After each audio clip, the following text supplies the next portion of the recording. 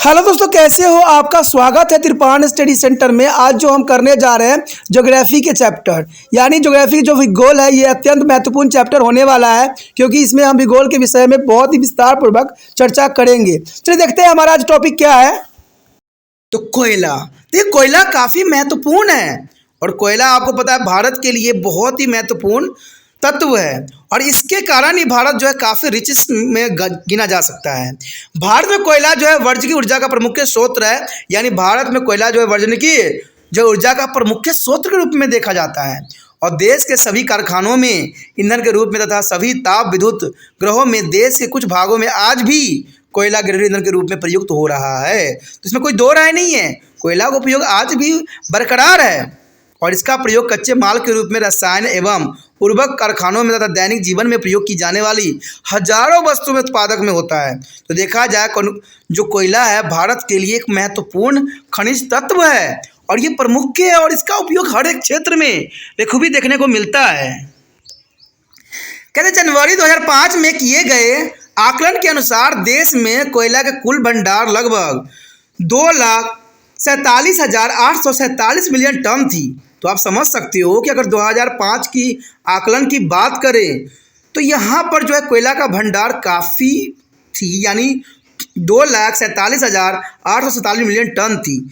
परंतु खेद इस बात की है कि सकल भंडार में कम गुणवत्ता वाले कोयले की मात्रा अधिक है, यानी जो प्योर कोयला होता है वो कोयला हमें नहीं इस क्षेत्र में है। कहते हैं यहाँ पर बहुत ही दुर्भाग्यपूर्ण बात है कि यहाँ कोयला की जो गुणवत्ता है बहुत ही बेकार है और इसमें कोयला की जो अधिकतम मात्रा जो है बेकार कोयला की है, जिसमें गुणवत्ता नहीं है। कहते हैं अच्छी क्वालिटी कोयला नहीं होगा तो उसका अपना ही महत्व अलग हो जाता है और अपना महत्व भी खो देता है। तो यहाँ पर देखा जाए जहाँ 2,47,847 मिलियन टन कोयला है, लेकिन दुर्भाग्यपूर्ण बात है कि इसमें अच्छे कोयला की मात्रा बहुत ही कम है। कहते हैं कोकिंग कोयले की आवश्यकता की जो है आपूर्ति आयात द्वारा की जाती है।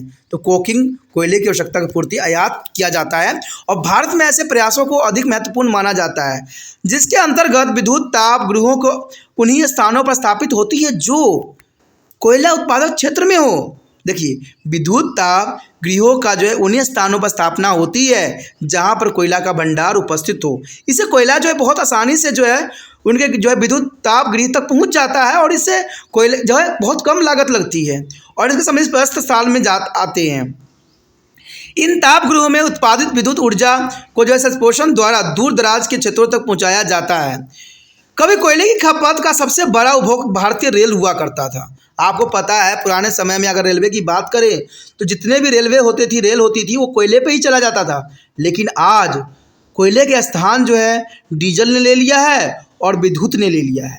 अब देखिए, डीजल का उपयोग तो कहते हैं ख़त्म लायक थी, लेकिन विद्युत का उपयोग जो है कंटिन्यू चलाया जा सकता है। तो विद्युत पे आ जाना भारतीय रेल का ये बहुत बड़ी जो है उपलब्धि थी। कहते हैं प्रयोग से भारतीय रेल अब कोयला का सीधा और प्रत्यक्ष खपत करने वाला ग्राहक नहीं रहा, यानी कोयले का जो है खपत अब रेलवे में शून्य के बराबर हो गया है, जो कि काफ़ी महत्वपूर्णता को यह दर्शा रहा है। यहाँ पर एक टेबल के अंतर्गत आप देख सकते हो कि यहाँ पर भारत में कोयला का उत्पादन ग्रेनाइट सहित कैसे हुआ है और इसके उत्पादन बहुत महत्वपूर्ण है। यहाँ पर जो है कुछ आंकड़े दिखाए गए हैं। कहते हैं 1950-51 में अगर देखिए उत्पादन जो था 32.8 मिलियन टन था, लेकिन 60 से 61 के दशक में जो है बढ़ गया 55.7 हो गया और 70 से 71 में और भी बढ़ा, कहते हैं 76.3 थी और 80 से 81 में जो है 118.8 बढ़ गई। तो काफ़ी महत्वपूर्णता देखिए बढ़ता ही जा रहा है और 1990-91 की बात करें 225.7 हो गया और वहीं आगे बात करें 2004 और 5 में तो ये 376.63 हो गया। तो ये काफ़ी महत्वपूर्ण है कि काफ़ी जो है बढ़ता ही जा रहा है। तो ये काफ़ी इंपॉर्टेंट बात को यहाँ दर्शाया गया है जो आपके समक्ष था। और देखिए यहाँ पर अगर 50 की बात करें 51 की बात करें तो यहाँ पर 32 था और वहीं अगर हम देखें आगे तो 300 से अधिक पार कर गया। तो ये काफ़ी महत्वपूर्णता को यहाँ दर्शाया गया है। अब यहाँ बात अगर हम करें जो है कोयला का वितरण, तो ये काफ़ी महत्वपूर्ण रहेगा कि कोयला का वितरण किस प्रकार है देश में। कहते हैं भारत में कोयला दो प्रमुख क्षेत्रों में उपलब्ध है। पहला क्षेत्र जो होता है गोंडवाना कोयला क्षेत्र कहलाता है, यानी पहले क्षेत्र को हम गोंडवाना कोयला क्षेत्र कहते हैं और दूसरा जो है टर्शियरी कोयला क्षेत्र कहलाता है। यानी दूसरा जो है टर्शियरी कोयला क्षेत्र कहलाता है। भारत का कोयला भंडार एवं उसके उत्पादन का जो है 98% गोंडवाना कोयला क्षेत्र से प्राप्त होता है। तो आप समझ सकते हो कि 98% जो है गोंडवाना कोयला क्षेत्र से प्राप्त होता है तथा सिर्फ 2% टर्शियरी कोयला क्षेत्र से मिलता है। तो यानी गोंडवाना का यहाँ पर जो है बहुत ही महत्वपूर्ण स्थान रहा। गोंडवाना कोयला क्षेत्र जो है गोंडवाना जो है काल से बनी प्रतिदार शैली समूह जो है समूहों के अंतर्गत अव्यवस्थित है और इसका भौगोलिक वितरण भी भूवैज्ञानिक कारकों से नियंत्रित है। कहते हैं भू यानी यहाँ पर जो है भौगोलिक वितरण काफ़ी महत्वपूर्ण है और यह मुख्य रूप से दामोदर जो कि झारखंड एवं पश्चिम बंगाल के आता है, सोन जो मध्य प्रदेश और छत्तीसगढ़ के अंतर्गत आता है और महानदी उड़ीसा, गोदावरी आंध्र प्रदेश तथा वर्धा महानदी नदी घाटियों में वितरित है। तो ये काफ़ी महत्वपूर्ण यहाँ पर स्थान है। कहते हैं टर्शियरी कोयला क्षेत्र भारतीय प्रायद्वीप के उत्तरी भारत क्षेत्रों में जिसके अंतर्गत जो है असम, मेघालय, नागालैंड, अरुणाचल प्रदेश, जम्मू कश्मीर तथा सिक्किम आते हैं। ये सारे क्षेत्र बहुत इंपॉर्टेंट आते हैं इस क्षेत्र में। और इसके अतिरिक्त जो है भूरा कोयला, इसको हम लिग्नाइट के नाम से जाना जाते हैं, इसको भूरा कोयला कहते हैं शुद्ध लैंग्वेज में, और इंग्लिश में इसको लिग्नाइट के नाम से जाना जाता है। तमिलनाडु के जो है तटबंधीय क्षेत्र गुजरात एवं राजस्थान में मिलता है। तो देखिए गुजरात भी जो है कोयला के भंडार के लिए परिपूर्ण है। तो ये काफ़ी महत्वपूर्ण बात है। झारखंड कोयला भंडार एवं उत्पादन दृष्टि से पूरे देश में सब प्रथम है। देखिए ये जो है यूपीएससी एग्जाम में क्वेश्चन पूछे जाते हैं और बहुत से कॉम्पिटिशन में पूछा जाता है कि जो है कोयला का भंडार का सबसे बड़ा राज्य कौन सा है भारत में। तो झारखंड कोयला भंडार एवं उत्पादन दृष्टि से पूरे देश में सर्वप्रथम है और कोयला झारखंड के धनबाद, हाजीराबाद एवं पलामू जिलों में मिलता है। झरिया एवं चंद्रपुरा के महत्वपूर्ण कोयला क्षेत्र जो है धनबाद जिला में आते हैं। यानी देखा जाए धनबाद जिला काफ़ी महत्वपूर्ण है। और सबसे पुराना कोयला क्षेत्र जो है रानीगंज पश्चिम बंगाल में है जो कि भारत का दूसरा सबसे बड़ा कोयला क्षेत्र है और इसका विस्तार जो है बर्धमान और पुरुलिया जिलों में फैला हुआ है। यानी पुरुलिया जिला काफ़ी महत्वपूर्ण होता है। और छत्तीसगढ़ में कोयला निक्षेपण बिलासपुर तथा जो है सरगुजा जिले में मिलता है जो कि काफ़ी महत्वपूर्ण है। मध्य प्रदेश में कोयला के निक्षेप सीधी यानी शहडोल एवं छिंदवाड़ा जिलों में मिलती है। आंध्र प्रदेश में कोयला के जो है निक्षेप जो है अलीदाबाद, करीमनगर और बरगल और खम्मा तथा पश्चिमी गोदावरी जिलों में मिलते हैं। उड़ीसा अगर देखें तो राज्य में जो है तालचेर कोयला क्षेत्र के अलावा संबलपुर और सुंदरगढ़ जिलों में भी कोयला के निक्षेपण प्राप्त होते हैं। महाराष्ट्र में कोयला निक्षेपण चंद्रपुर और यवतमाल तथा नागपुर जिले में मिलते हैं जो कि काफ़ी महत्वपूर्ण है।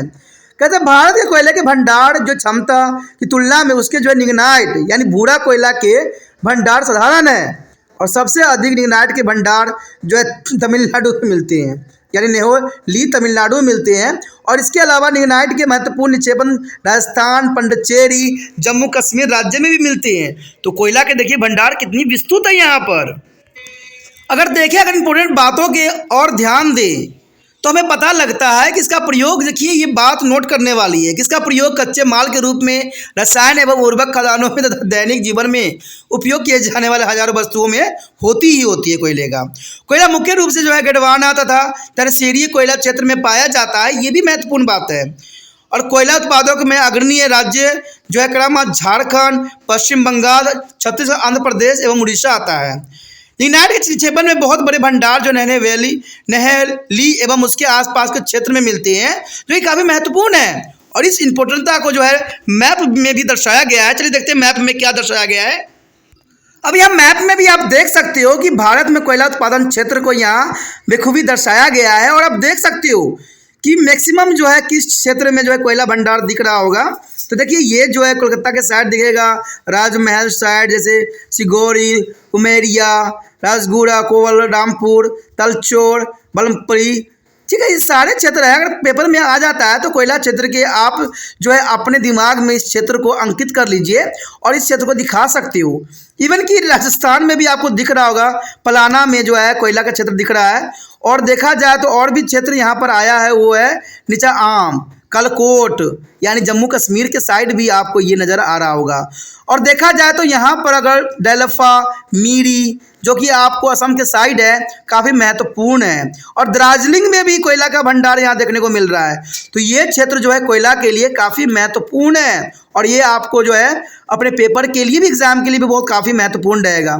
और ये सारे कोयला का क्षेत्र जो है अपने आप में एक महत्व रखता है इंडिया के जो है कोयले क्षेत्र के अंतर्गत। तो दोस्तों इसी के साथ हमारा ये टॉपिक भी खत्म हो जाता है जो ये काफ़ी महत्वपूर्ण था।